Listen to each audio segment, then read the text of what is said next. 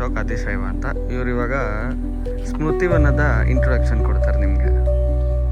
ಹೇಳಿ ಫ್ರೆಂಡ್ಸ್, ಇದು ಯಡಿಯೂರು ಸಿದ್ಧಲಿಂಗೇಶ್ವರ ಅಂತ ಶ್ರೀಮಠದ ಪ್ರಥಮ ಜಗದ್ಗುರುಗಳು.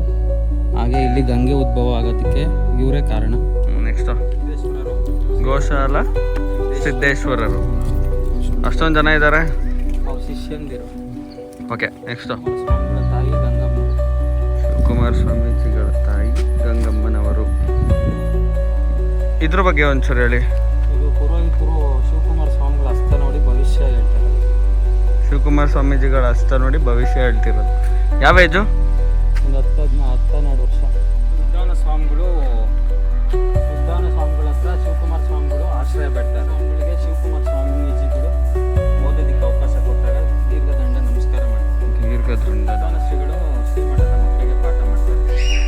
ಉದ್ದಾನ ಶ್ರೀಗಳು ಶಿವಕುಮಾರ ಸ್ವಾಮಿಗಳು ಮಕ್ಕಳಿದ್ದಾಗ ಅವರ ಸಹಪಾಠಿಗಳ ಜೊತೆ ಆಟ ಆಡ್ತಾ ಇರೋದು. ಶಿವಕುಮಾರ ಸ್ವಾಮಿಗಳಿಗೆ ಜಂಗಮ ದೀಕ್ಷೆ ಕೊಡ್ತಾರೆ.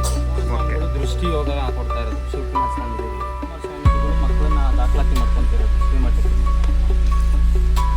ಶ್ರೀಮಠದ ಭಕ್ತರಾದ ಚಿಕ್ಕಣ್ಣವರು ಉದ್ದಾನ ಸ್ವಾಮಿಗಳಿಗೆ ಕಾಣಿಕೆ ಕೊಟ್ಟಾರೆ.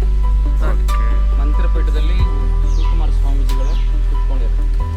ಶ್ರೀಗಳು ಶ್ರೀಮಠದ ದಾಸೋಹಕ್ಕೆ ಸೌದೆ ಸಿಗ್ತಾರೆ. ಸೌದೆ. ಓಕೆ,